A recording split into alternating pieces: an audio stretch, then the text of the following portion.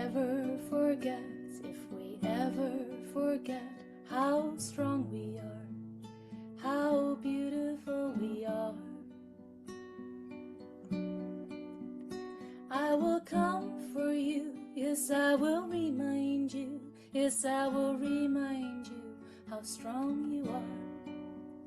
I will come for you, yes, I will remind you, yes, I will remind you how strong we are. I will come for you, yes, I will remind you, yes, I will remind you how strong you are.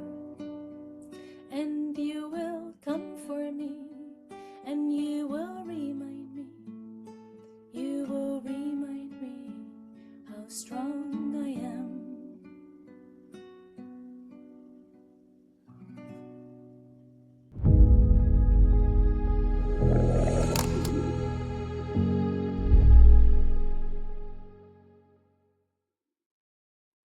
Welcome to this special episode of Sensemaking in a Time Between Worlds. We are here in Who We Must Become, the mystery school for the new human and the new humanity. And we come here together every Sunday, every week for 500 plus weeks. We've been coming together here to do Dharma, to do sense making, to make sense of this time between worlds and this time between stories. And as we all know, normally Dr. Mark Gaffney is here with us to teach us into and share this new story of value. And we're studying together in the lineage of cosmo-erotic humanism. But in the month of August, as we do every year, Dr. Mark Gaffney steps back so he can focus fully on writing the next chapters in the core volumes of what we're calling the Great Library. And this is a series of books that are articulating this new story of value in response to the meta crisis. And as Mark is stepping back, he's also creating the space for the leadership team, the students of cosmo-erotic humanism, to step forward and to share the Dharma in our unique expression and our unique language and through the lens of our unique stories, so that it can come alive in a whole new way. And so today I have the honor to take you on a journey and to share my story with you and to go on a journey together. And so in this entire month of August, we're studying together this book. It's called Wholemates, The Future of Relationships. And I want to start by setting our intention. And part of the intention is that I want to encourage us to feel what our personal story is, the personal story that we are living in relationship to these teachings. Because as we all know, the teachings are a beautiful worldview, a beautiful philosophy, a new vision of what's possible for the new human and for the future of humanity. But as we always say, this only becomes real in the fabric of our personal stories. And so there's a practice that we have in the lineage, and it's called writing your sacred autobiography. Your sacred autobiography. So writing the story of your life. And part of writing the story of your life is seeing how the Dharma, how the teachings apply to your unique life. And by looking at that, you actually begin to weave the story of your life into the fabric of the universe love story. You begin to see that there's patterns, and you begin to see that your life is actually participating in the evolutionary arc of the cosmos itself. And so what I want to do today is to share pieces of my personal story, but not only to tell you about myself, but also as a model, as a way of looking at how can we actually apply these teachings to our personal lives. And so with everything I'm sharing, I want to ask ourselves, how is this true for me? How is this showing up for me? And in the topic of relationships, wholemates, the future of relationships, the question that we're asking ourselves is, how are my relationships evolving throughout the story of my life? So in my personal sacred autobiography, how does this evolution of relationship take place? What kinds of relationship have I had in the past? And what kinds of relationship do I have now? And what is reality asking of me now to evolve in the space between me and other human beings or animals, or even in the space between me and all of reality? Second part of our intention today is to open our hearts. And that sounds simple, but it's actually very profound. I was in a workshop of Dr. Christina Kincaid 2 weeks ago in our Who You Must Become community. She's teaching every Monday whole body gospel.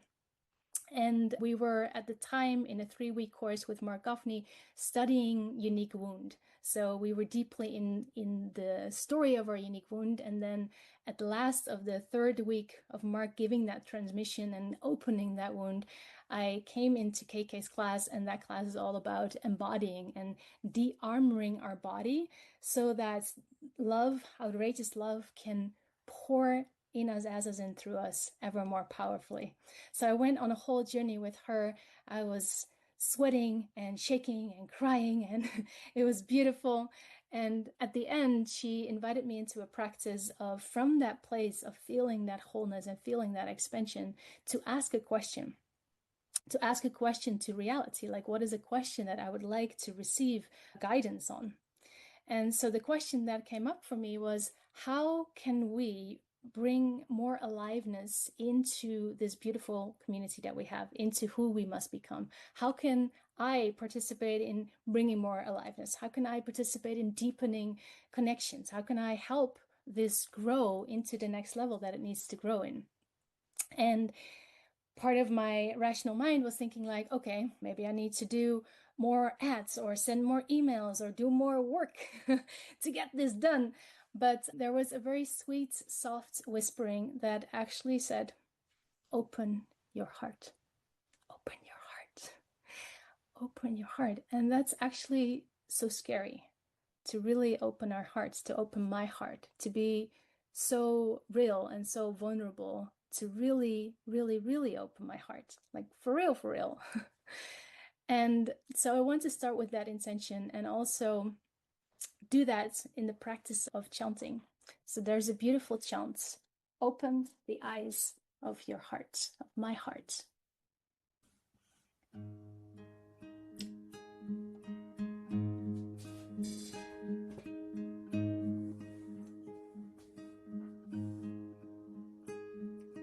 Open the eyes of my heart, Lord. Open the eyes of my heart. I want to see you. I want to see you. Open the eyes of my heart, Lord. Open the eyes of my heart. I want to see you. I want to see you.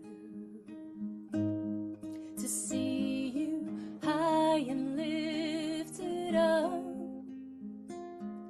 shining in the light of your glory.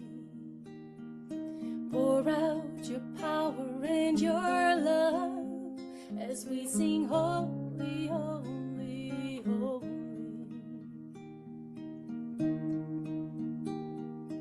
Open the eyes of my heart, Lord. Open the eyes of my heart. I want to see you. I want to see you.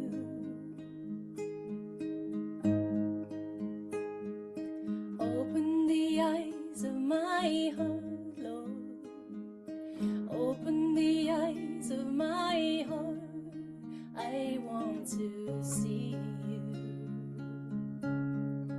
I want to see you. To see you high and lifted up, shining in the light of your glory. Pour out your power and your love as we sing holy, holy, holy.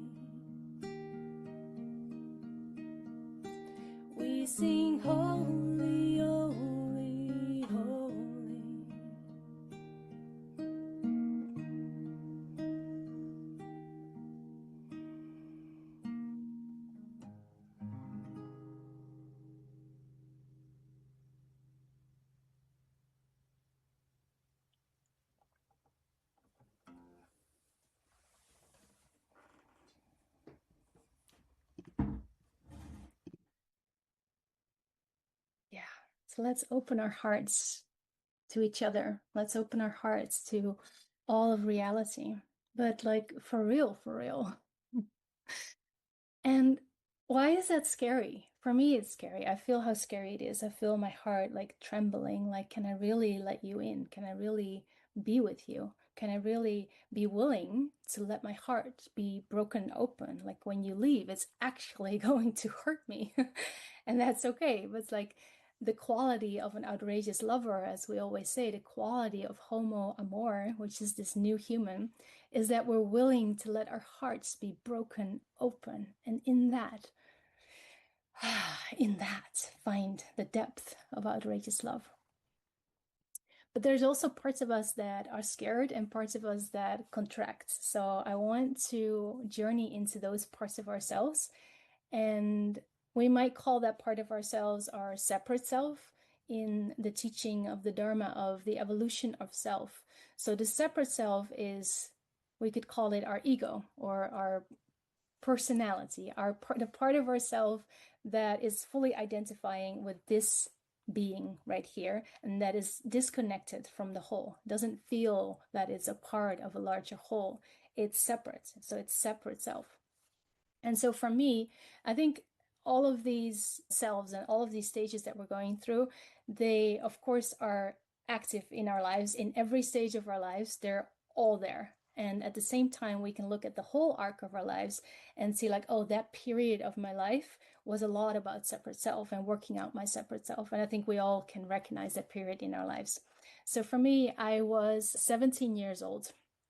I just went to live on the other side of the country, as far away from my family as I could possibly get, to be a student. I was studying at the university and I had a very tiny room that I rented, and I was completely by myself and completely alone. And I had no idea what to do with my life, how to live my life.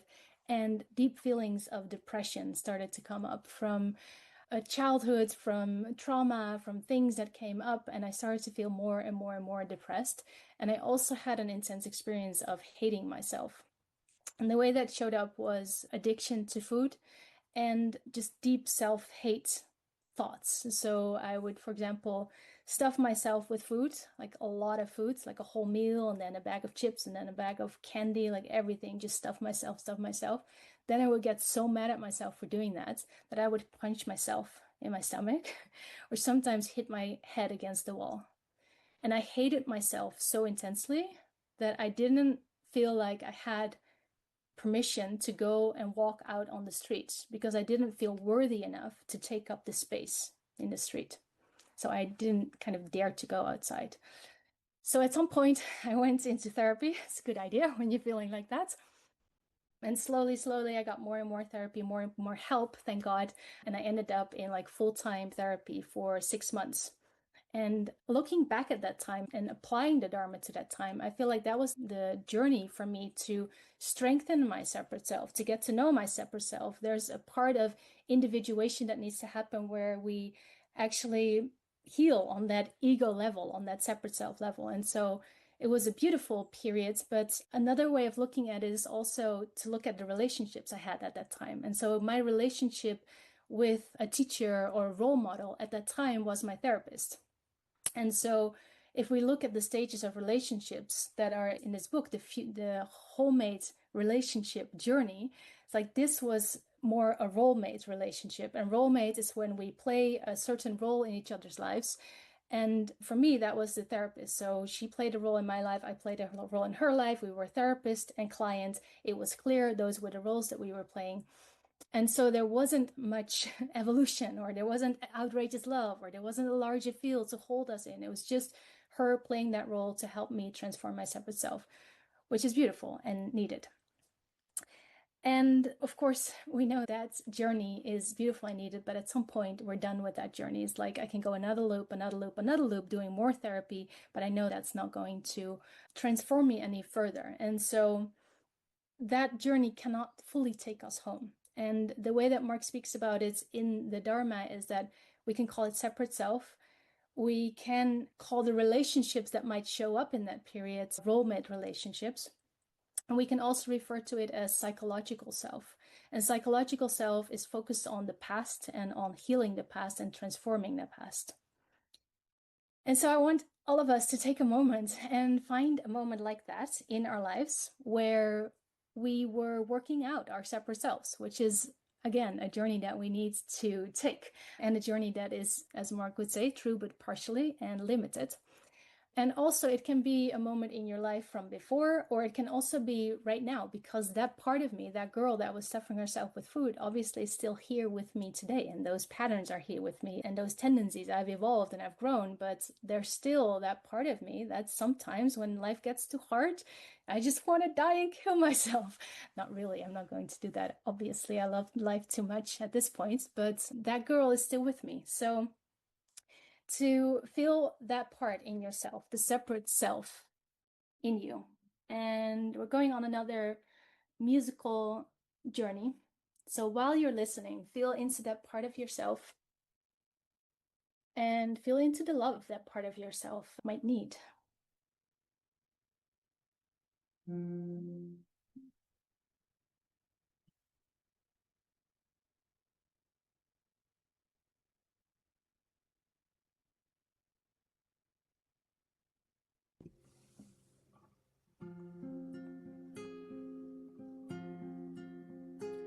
I am open, I am free, and my life is breathing me as I surrender to the will of the divine.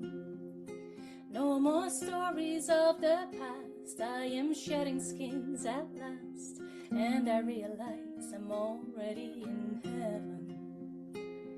And the moment I stop running from the demons in my head, and instead I choose to love them. When saying yes to life, both shadow and light, all suffering is done and I come alive. I am born and I will die, by each breath a final sigh. Doesn't matter where I go, I cannot hide. When I find my sense of peace, I can walk through hell with ease. I might fall 1,000 times, but I shall rise. And the moment I stop running from the demons in my head, and instead I choose to love them. When saying yes to life, both shadow and light, all suffering is done and I come alive. When I want to feel it all, I wear my heart on my sleeve, saying, here I am, can you see me? Oh, I am beautiful and fucked up in the most glorious way. When standing in my truth, who cares what people say? 'Cause the moment I stop running from the demons in my head, and instead I choose to love them. When saying yes to life, both shadow and light, all suffering is done and I come alive. All suffering is done and I come alive. All suffering is done and I come alive.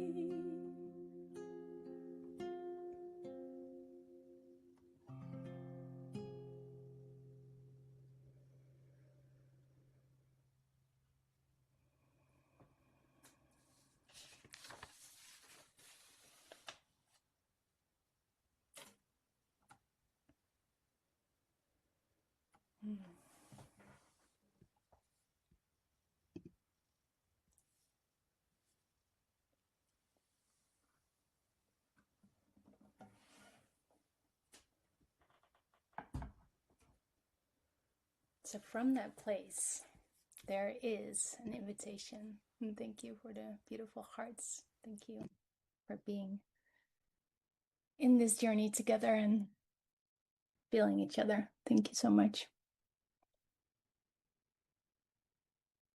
From this journey of separate self, from this journey of role-mate relationships, there's an invitation from reality to open up, to expand into a whole new world. And that is the world of soulmates. And it's also the world of true self.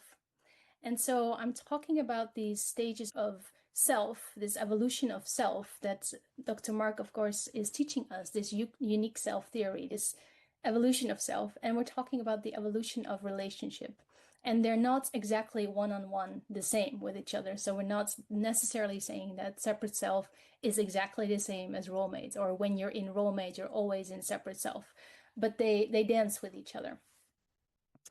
And so going to the next stage, so it's table 2, actually, I think. So this is a table that comes from this book. It's on page 156.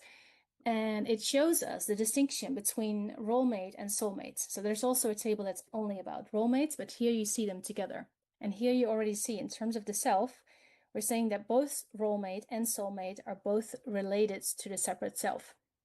And soulmates, you will read in the book, is reaching toward true self a bit more, but often is still in separate self. And so role mate is egocentric, soulmate is ethnocentric. Role mate is focused on survival and thriving. Soulmate is focused on personal fulfillment. Maybe you can scroll down a bit, David. Yes, a bit more, just so we can get a taste of it. I'm not going to read the whole thing. Yes. What's important is that there you can see soulmate is focused on looking deeply into each other's eyes. And so that's what soulmate relationships are about, is that we're not only focused on ourselves, our separate self, we're focused on each other, but the relationship is all about my personal transformation in the relationship.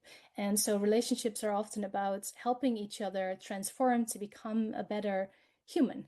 And I think all of the new age or the twin flame explosions are all about soulmate relationships. We're falling completely in love with each other, complete focus on each other, beautiful, often spiritual journeys, mystical experiences, but it's all about gazing into each other's eyes.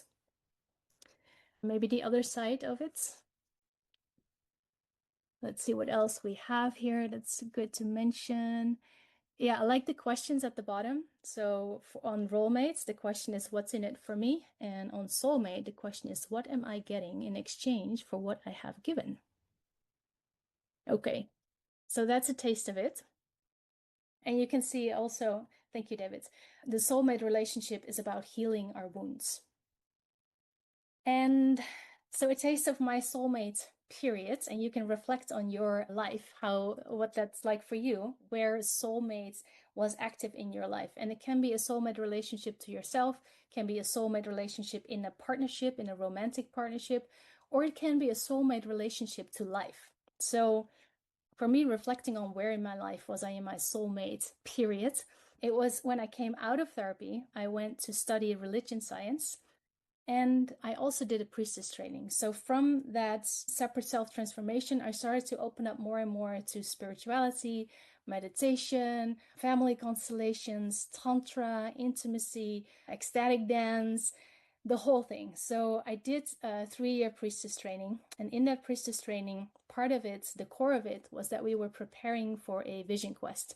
So I would spend 5 days alone in the mountains in complete isolation, no food, no company, for 5 days with the intention to receive my legend, like, why am I here? What is the purpose of my life? So there you can taste a little bit of the next stage, which I will talk about more later, but like the wholemate relationship to life, like, why am I here? But it was very focused on the self, like, why am I here?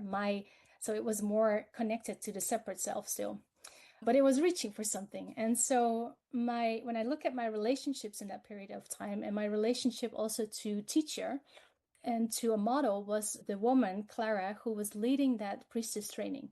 And so in that period, she was my teacher. And I would also describe that as a soulmate relationship.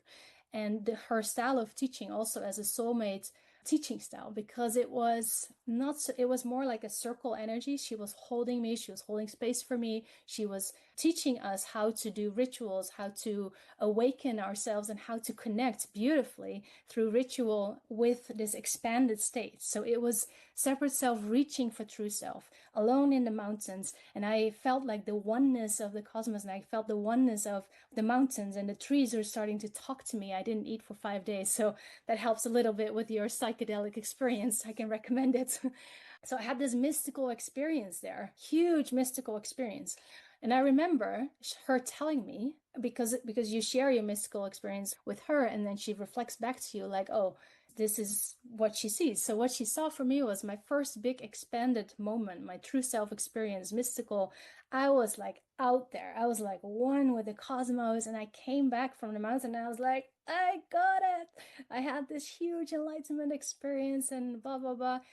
And then she gave me beautiful feedback because she said, well, yes, you had part one of an initiation. An initiation also always has two parts.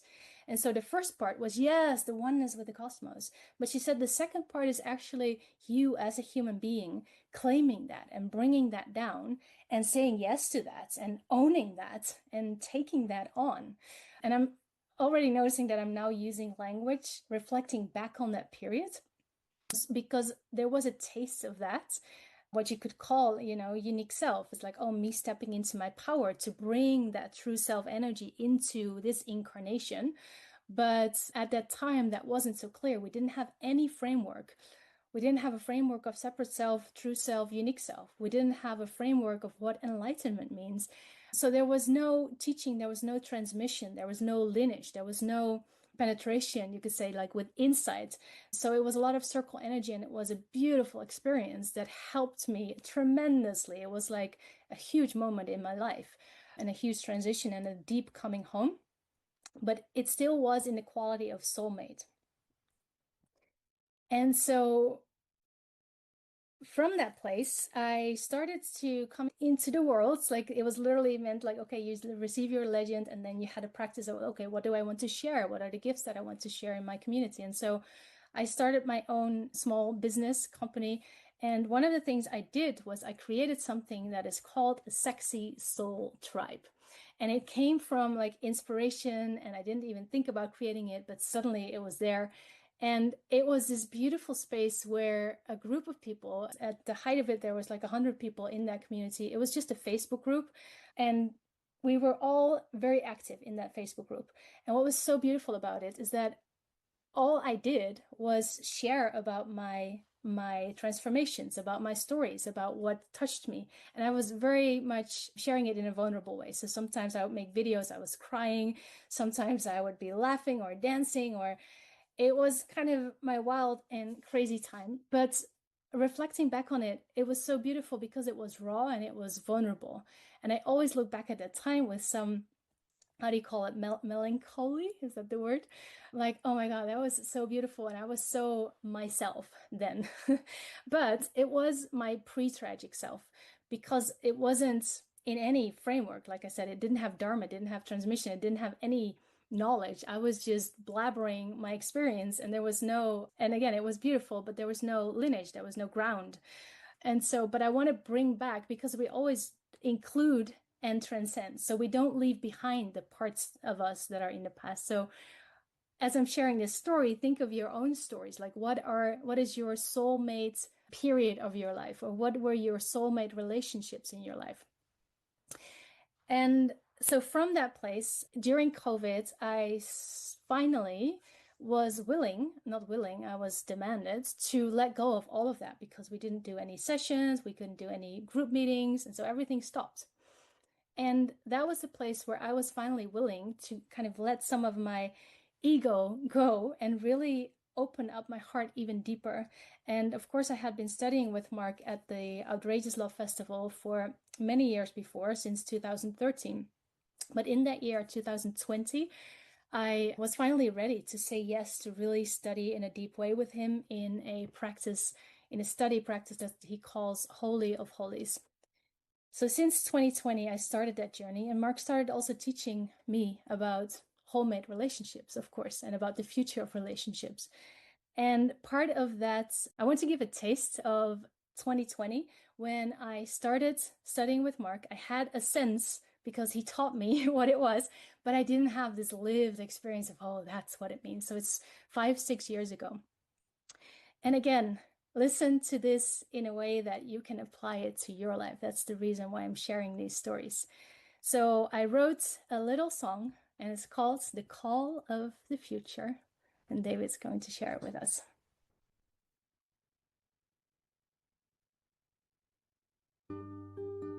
Looking around in this crazy world, I know it can be hard, dealing with outrageous pain right there from the start.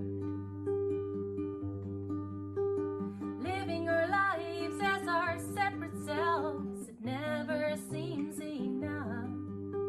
Responding to outrageous pain with outrageous love. It's the call of the future that brings me all this way. It's the call of the future that makes me want to stay. It's the call of the future that brings me all this way. It's the call of the future that makes me want to stay.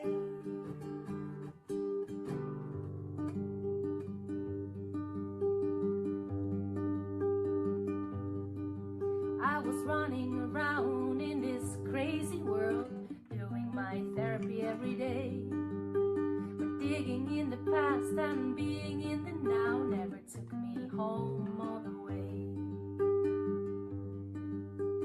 Wondering why I couldn't fix myself, still wrestling with life. But now I know that there's a way to heal. It makes me want to thrive. It's the call of the future that brings me all this way. It's the call of the future that makes me want to stay. It's the call of the future that brings me all this way. It's the call of the future that makes me want to stay. It's the call of the future that brings me all this way. It's the call of the future that makes me want to stay.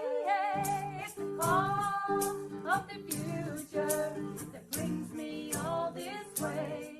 It's the call of the future that makes me want to stay.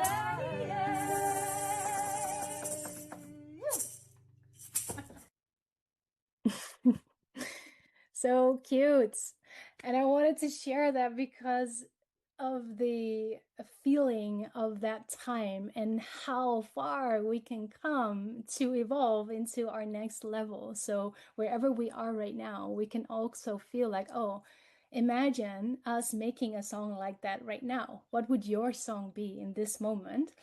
And feel how it's like yourself reaching for like your next level. And so that girl 5, 6 years ago had some sense of, I think there's a call of the future. I think so. I feel something here.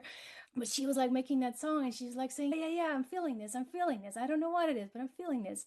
And so she birthed into existence who I am now. And so right now, all of us here, we can write our song right now. We can sing our prayer right now. Like, what is the call of the future that is calling you right now to sing your song? So that future self can be born through you right now. And so the power of writing your song, whatever it is, if it's a song or a poem or a love letter, anything that you want to create to give that yearning, that evolutionary yearning in us some space. Like, I feel that there's a call of the future. And so this is where it starts to become interesting, because this is the reaching for wholemate. This is the reaching for this new human that wants to be born through us. And this is, of course, the moment where I met Mark Goffney. So I want to talk about what it's like to have Mark Goffney as a teacher. And all of us here, we have Mark Goffney as our teacher if we want it to be that way. So we're coming here every week. We're studying cosmoerotic humanism together. And the difference between this community and many other beautiful communities in the world is that this community actually has a strong and powerful teacher at the center. And that means a lot. It's not nothing, it means a lot. And the way that we hold that is very specific and very precise because, as we always say, there's no guru system here. There's no one person telling other people how to live or anything like that. We are very, very powerful, what we're calling a unique self symphony. So each and every one of our unique selves, each and every one of our being is powerful and filled with authority and integrity and choice and freedom. And so that's the kind of community that we are. And what we're saying is there is a democratization of enlightenment. So that means that, yes, kind of that circle energy, there's equality. Each and every one of us here has the power and the potency to experience enlightenment and to become that enlightened being, to become Homo Amor, to become Metatron, to become the new human, to become God incarnate in the flesh. So we all have that potency. And so there is a democratization of enlightenment. That's important to say first.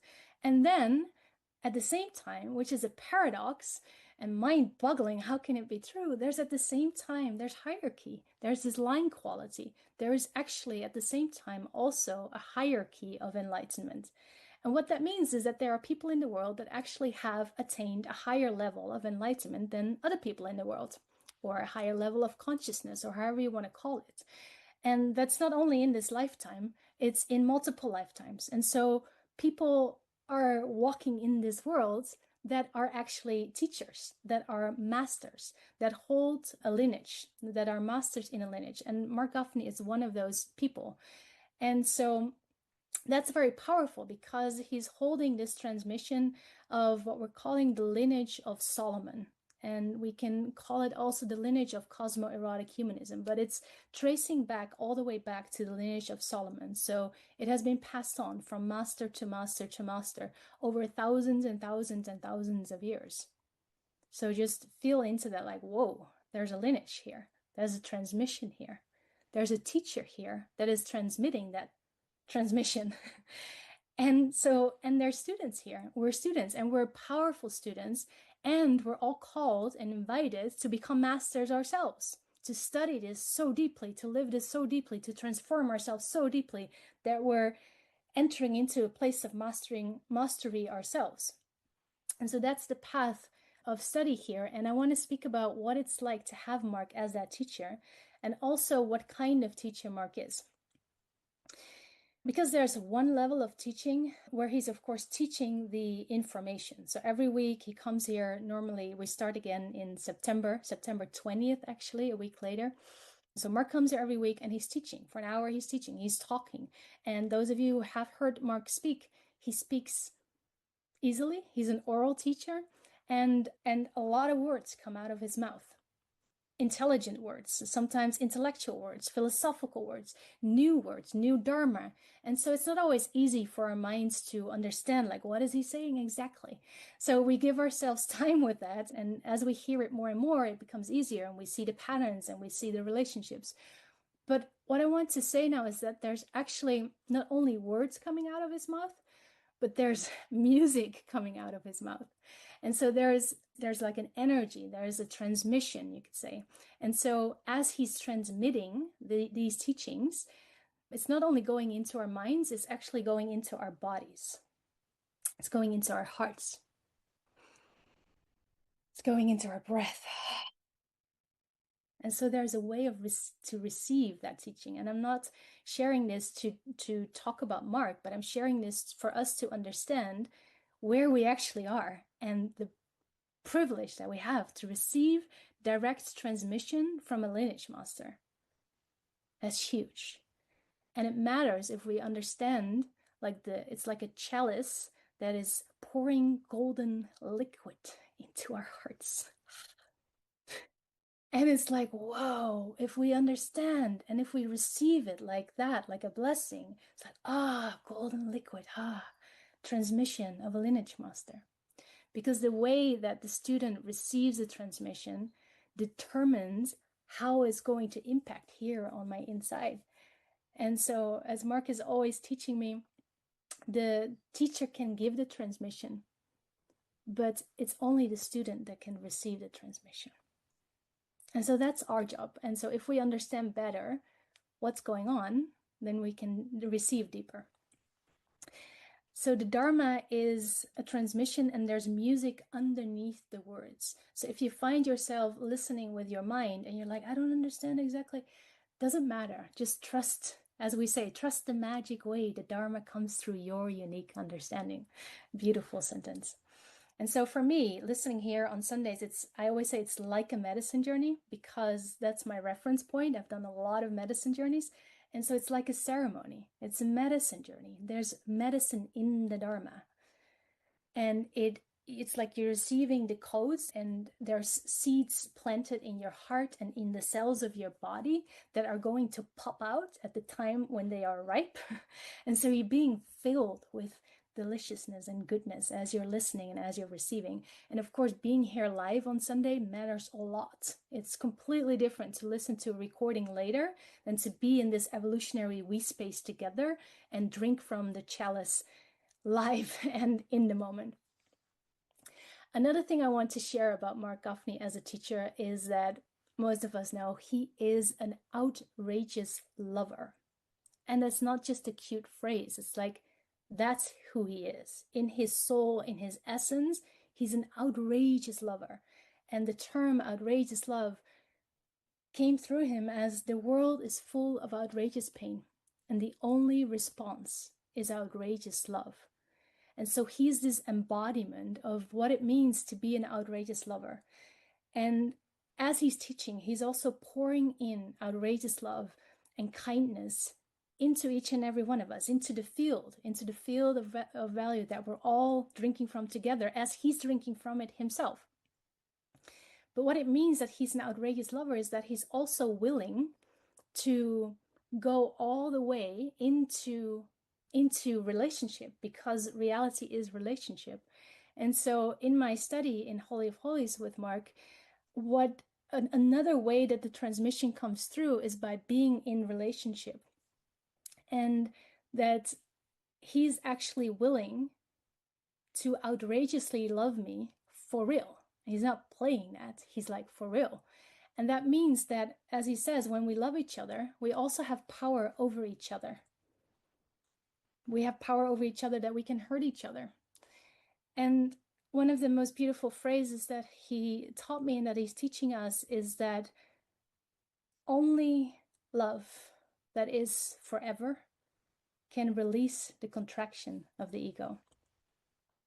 Only love that is forever can release the contraction of the ego. And that forever love can look many ways, but it has to be forever, and it can take shape, and it can change shapes and change forms, but love itself, true love, is forever. And so when I showed up in my first Holy of Holies, what he said to me was, as long as you're here, I'll be here. Who says something like that? And that's also a model for all of us. Like, can we love like that? Can we be outrageous lovers to each other like that? As long as you're here, I'll be here. I can feel immediately like my body relaxing in that, like, okay, we're here. We're here. We're here. And it doesn't mean that we can't leave. Of course we can leave. Of course there's always freedom in love. It's like, okay, we can rest in that. As long as you're here, I'll be here. And so having Mark as a teacher means many, many, many things. One of the things it means for me is that when I am in like my contraction or my ego or my separate self or my old wounds and I can't find myself, he's going to pour outrageous love into me, and he's not going to leave, and he's not going to give up on me. And he's willing to stay in that with me in Holy of Holies, in our study space. Like, stay in that with me, stay in that with me, keep showing me, keep pointing out very precisely, sometimes annoyingly so. But shit, he's right. I do that. And so that is a blessing by itself. But like I said, he's also willing to be fully in the relationship for real. So that means that he's also allowing me to actually touch his heart for real, because that's what outrageous lovers do. That's what we all do. And for me, the most liberating has been that knowing that my contraction is hurting him. Not only hurting him, but impacting his capability to write the new story of value that's going to respond to the meta crisis. So that makes me immediately directly responsible. But that actually liberates me. Like, first of all, I don't want to hurt him. Second of all, I don't want to be the cause of the new story of value not being written. So there's this larger whole that I can suddenly feel. First of all, the larger whole of another human being, and then through him, the larger whole of the whole field and all of reality. And so that's what a whole-made relationship is, that we can feel the field and we can feel all of reality. We can feel all the people, all of humanity, all of the suffering that is happening in the world. And we can bracket our own hurt contraction, hopefully at some point, ultimately we always do, and find our way back into that field. So that's a taste of whole-made relationship. And specifically, I'm talking about the whole-made relationship of teacher-student, but whole-made relationship has many tastes and many flavors. And we're invited here to be whole-made to each other and to use that as a model to be in Holy of Holies with each other. And so I can say, from receiving that transmission and receiving those codes and feeling it in my heart and in my body, like, as long as you're here, I'll be here. I'll be here. I'm like 1,000% committed to this community, to who we must become. I'm 1,000% committed to this mission of the Center for World Philosophy and Religion. I'm 1,000% committed to making sure that I do whatever I can to bring this new story of value into the world. Like, this is like what I live for. And so, as we also say in the Dharma, like at mystical self, at true self, we say, I'm willing to die for this. And you die into the oneness. But as unique self, as evolutionary unique self, we say, this is what I'm going to live for. Now that I'm willing to die for it, let me actually live for it. So I want you to have a taste. I want us to feel a taste of that transformational journey from a caterpillar to a butterfly, and from personal transformation to how can I actually contribute to this field? How can I be of service to this field? And this field also means feeling the world and feeling the suffering that the world is in right now. And when I was doing my Sexy Soul Tribe, I wasn't thinking about the world. I was just going to my next training in Bali in a beautiful goddess dress, feeling all enlightened about myself and having beautiful experiences. But I wasn't thinking about suffering in the world. I wasn't thinking about the people dying in war. I wasn't thinking about the people hungry that don't have food to eat, and all of the things that are happening in the world right now. So what a whole-made relationship and a whole-made community does is that we're still transforming and we're still loving each other madly, and we're still falling in love with each other and with all of reality, but it's for the sake of the whole. It has a larger purpose. It's part of this evolutionary arc. And that's why we say with everything that we do, we say, may this be for the sake of the whole. May this be for the uniting of the sacred masculine and the sacred feminine, and blessing the world with everything that we do. And that's how we become from true self. So we're in the oneness of all of reality. Then we become unique self. We become this personal, unique incarnation of all that is, uniquely an irreducible, unique expression of love, beauty, and love intelligence that never was, is, or will be ever again, as we say in the Dharma. And as such, we have a unique gift to give in a unique corner of the world that only we can give. That's exciting. And then we move from unique self to evolutionary unique self. An evolutionary unique self has an understanding that not only am I giving my gifts into the world, not only am I transforming myself by giving that gift, but I'm actually realizing that me Giving my gift is making the world more whole, and I'm participating in the evolution of love itself. I'm participating in the evolution of the more God to come. And literally, if I don't give that gift, if I don't do that unique healing that is mine to do, or that unique transformation, and if I don't step in all the way, then God literally cannot become God. And so that's how badly and desperately all of reality needs us to become who we must become. And who we must become is a sacred act, a revolutionary act, an urgent act, an ecstatic act. It's like, it's not a choice, because what we say is the choice is to love or to die. We're facing existential risk, and the only response to the outrageous pain is outrageous love, to become an outrageous lover, to transform from caterpillar to butterfly, not only on a personal level, but on a collective level. So let's look at a beautiful 7-minute clip and let it wash over you and feel into this. And we'll see each other on the other side.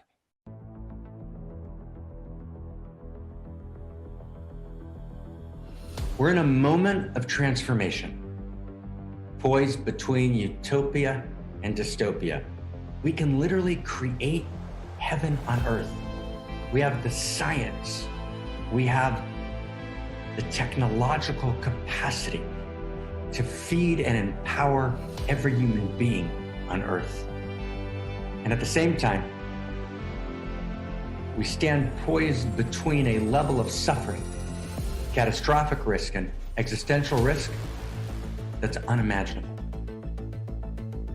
We're in a moment of transformation, very much like the caterpillar that's desperate to turn into a butterfly. When the butterfly nears its transformation time, it begins to eat ravenously, consuming. Like us, we've defined ourselves as consumers. We keep taking in and taking in. We try and cover up the emptiness. The caterpillar body, which is the body politic, which is our body, becomes heavy. We outgrow our skin many times. The caterpillar outgrows its skin until it's too bloated to move. And then something happens. Possibility. The caterpillar attaches to a branch. It's upside down, much like in this moment, everything is upside down. So much in the world is turned on its head. We thought until 2020 it was too big to fail. And it's now self-evident that's not true. And then the chrysalis, an enclosing shell, forms around the caterpillar, turned upside down, limiting the freedom of the caterpillar. The caterpillar has to turn inward.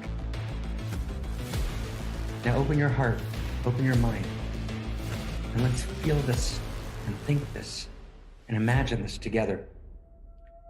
The very next stage for the caterpillar is the moment where tiny new cells begin to appear, which are of a different order than the earlier cells.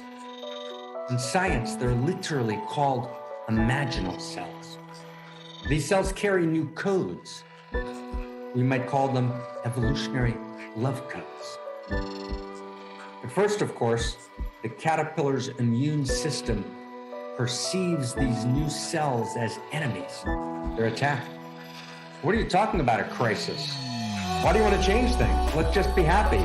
Let's get back to normal.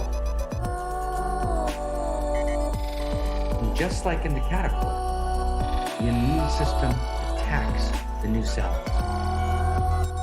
The immune system tries to destroy the imaginal cells in the caterpillar.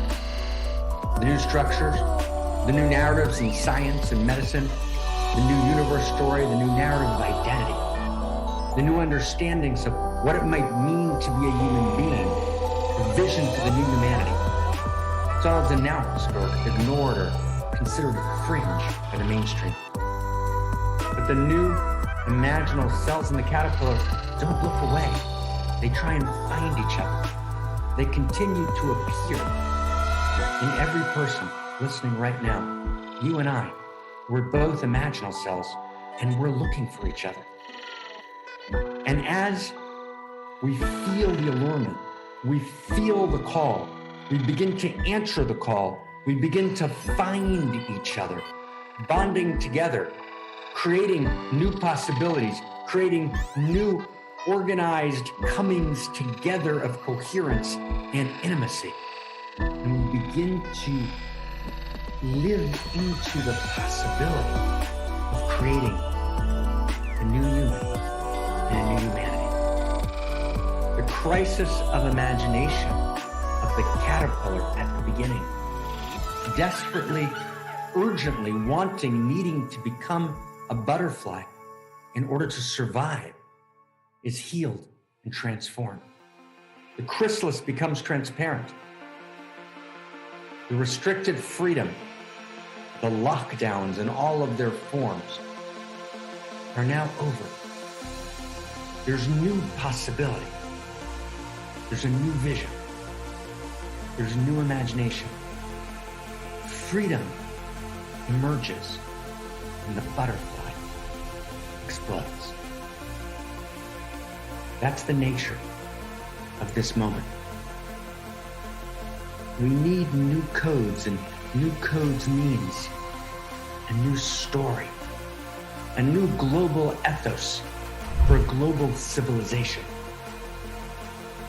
which means we need new first principles and first values, a new narrative of identity, a new narrative of community, a new narrative of power, a new narrative of desire, a new universe story, but not fanciful, not conjecture, but actually the deepest integration of all the streams of wisdom that we have, woven together, synergized into a new whole, greater than the sum of the parts.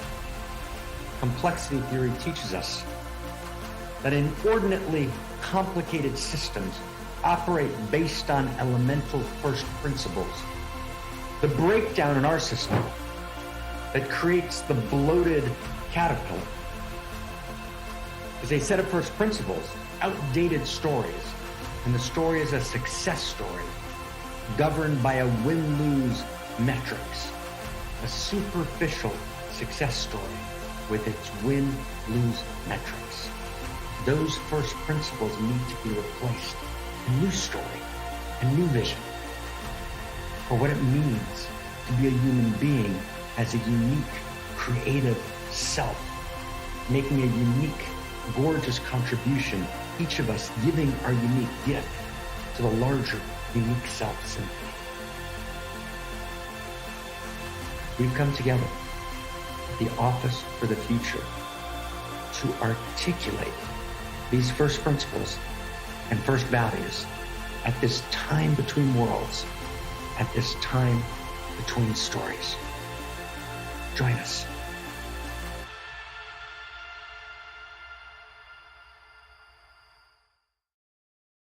Wow, that's us. We're coming together in this time between worlds and this time between stories. We are the imaginal selves looking for each other, reaching for each other, like finding each other, needing each other desperately, knowing that our relationships and the way that we touch each other, the way that we feel each other, the way that we see each other, the way that we listen to each other, the way that we love each other is not only transforming our own unique wound into our own unique gift, but is actually participating in the evolution of love for all of reality. That's what we're doing here. We're responding directly to all the pain, all the suffering in the world. And we're loving each other madly. We're loving each other outrageously. And we know that our relationships are part of the transformation of the whole thing. And we're doing that in the context of a think tank, a center for world philosophy and religion, with the best scientists, the best writers, the best researchers, the best philosophers, the best mystics coming together to think through this new story of value in a way that it is accurate and precise and true in every dimension of life, in medicine, in politics, in economics, in psychology, in all the realms of life. We're thinking it through. And that's what we're a part of. And anyone that wants to be a part of the think tank and thinking it through and researching it and writing it down, or the books or whatever you want to become a part of, you're welcome. It's us. It's us. And for those of us that want to practice and be in community and be in practice together and be in outrageous love together, we know that we're doing that in the context of the think tank, in the context of writing these books that are the great library. And so becoming a part of who we must become is not becoming a member of a community, because that's so boring. It's becoming a part of a revolution. It's becoming a part of the new Renaissance. As we always say, there were only 1,000 people at the core of the Renaissance that birthed modernity into existence. Only 1,000 people at the core. So we're a small band of outrageous lovers. We don't need the whole world to be convinced of this vision. We know that we are evolutionary mystics, and that us holding this piece together is going to evolve the entire source code of consciousness and culture itself. It's like the blood that runs through the veins of humanity. It's the breath that we blow into the body, the one body of humanity, the one body of our world. And so we are the ones that we've been waiting for. We are the ones that get to blow that into reality. It's like such a privilege. Like, we have the transmission, we have the Dharma, we have the think tank, we have the books that are so accurate and precise in both science and in the mystical traditions. We have the community, we have the people, we have the embodiment. And so now it's on us to take our step in this symphony, because the next step from unique self to evolutionary unique self is unique self symphony. And that's where all of the unique selves are coming together, parts coming together to create a larger whole, to create a new emergence, something that wasn't there before. And so I want to evoke and call in and ask all of us to become a part of building this who we must become community, of creating it together. Pour in your heart, pour in your desire, pour in your love, place your attention. Because literally, we're in relationship. Like, I literally obviously can't do this without all of us here. I need you. We need each other to build this thing, to create this thing. And so the vision is 1,000 people at the core of the Renaissance, committed to hold this, to show up for this, to study this, to practice this, to embody this, to share it in our unique corner of the world in our own unique way, to become an ambassador of this new story of value. And that actually gives us a lot of power. Like, oh, that's who I am. That's who I am. I want to say the F word, but I won't. That's who I am. That's who we are. It's like, wow, wow, amazing. And so the request, the invitation is to do a short ceremony now. And with that, we'll close. And the ceremony is for us to go to our Circle community app, and we need a better name for it, but it's like literally the technical platform where we can meet each other. It's the hub, it's the beehive, it's the home, it's the house. And so we have a place where we can meet each other, where we can find each other, where the imaginal selves can find each other, where we can resonate with each other, where we can create coherence with each other. And we need to do that, because that's where the Dharma becomes real. So who is up for a little action? I'm going to show you what it looks like. So click on the link, and I want to ask everyone to do it right now, because we're in ceremony and we're seeding who we must become. And we're pouring our love and our blessing and our yeses into this new reality, this caterpillar becoming a butterfly. And right now we're pouring blessing into the caterpillar of who we must become. Let's feel that. Who we must become. Home to 1,000 revolutionaries, holding the lineage of Solomon, holding this vision for a new human and a new humanity. 1,000 people at the core of the Renaissance. And this is our home. And we are the very, very first tiny imaginal cells to pour blessing into our home, to place our attention on our home, and to be a welcome home sign in the cosmos for all these other imaginal cells that still need to find us, that still need to feel the allurement to come to this place. And so the more energy we pour in here, the more we become outrageous love in this feed right here. We're going to pour in our outrageous love every day. We're going to post something every day. Outrageous love stories, beautiful pictures of flowers in your garden, poems, love letters, outrageous acts of love that you committed in your corner of the world. And we're going to share the stories here, and we're going to share the pictures. You can even record a video and post that. Get creative. Show us your artist. And by doing that, we're going to seed and energize and activate this field of outrageous love so that the people that need to find us can find us here. So what you're going to do is click here on Start a Post. The link in the chat box is already the community hub. So if you click on that link, you should end up here. If you are in the community, you can click here on the left side menu. You find Community Hub. So that's where we're going to be posting. And for those of you who are not yet a member of Who We Must Become, you can click on the other link that Jamie will share, and you will get a 14-day trial so that you can access everything and try out everything. But for now, those of you who are already in, just write something here like, I am here. And then maybe I am willing to go all the way. Love, Med. And then you're going to publish it. So I want everyone to do that right now. Are you with me? Just so we can feel each other and we can see this space together. So thank you, thank you, thank you, thank you for doing that. If you need help getting on the platform, if you need help finding your way, you can write me. You can also write me about a scholarship to join Who We Must Become if you can't afford it. We are not excluding anyone. Everyone is welcome. So let me know how you want to participate. And of course, everyone that pours in their blessing in the form of money through a membership, everything goes to building and sharing this new story of value. So you're a donor and an ambassador and a supporter by becoming a member. So really, really appreciate everyone for doing that. First of all, become a member, and second of all, activate this space together. So now we're going to close a little different than we do every week with another song.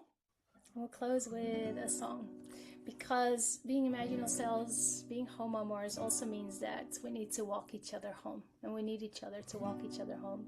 And we need to also remind each other of who we are and what we're doing here and why this matters. And when we fall off the wagon, we need to grab each other's hands and pull each other back in. And so if you ever forget how strong you are, if you ever forget that you are a homo amor imaginal cells, I will come to you and I will remind you.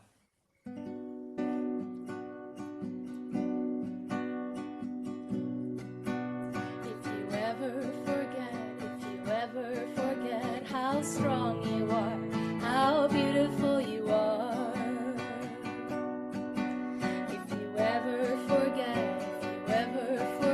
How strong you are, how beautiful you are.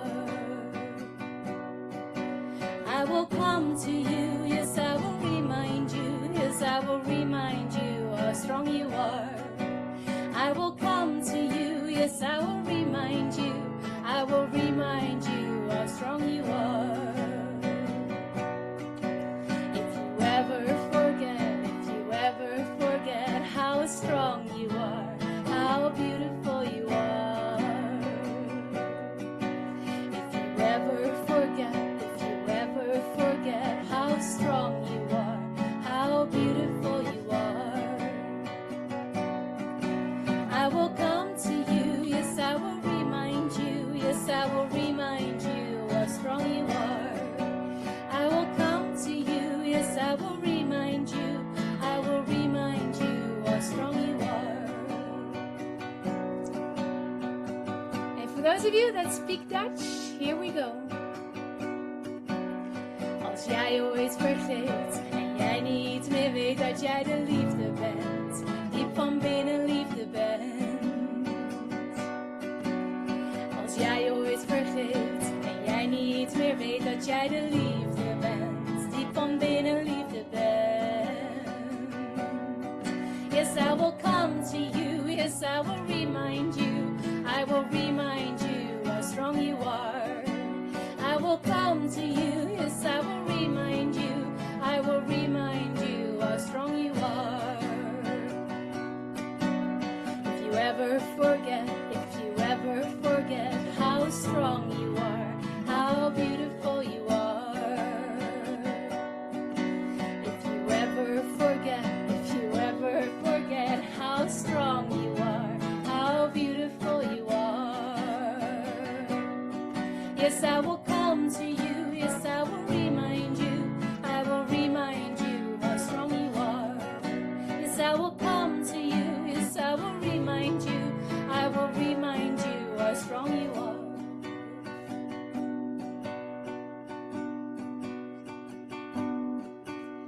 And as we do it one last time, let's feel each other for one last moment. If we ever forget how strong we are, how beautiful we are. If we ever forget how strong we are, how beautiful we are. I will come for you, yes, I will remind you, yes, I will remind you how strong you are. I will come for you, yes, I will remind you, yes, I will remind you how strong we are. I will come for you, yes, I will remind you, yes, I will remind you how strong you are. And you will come for me, and you will remind me, you will remind me how strong I am.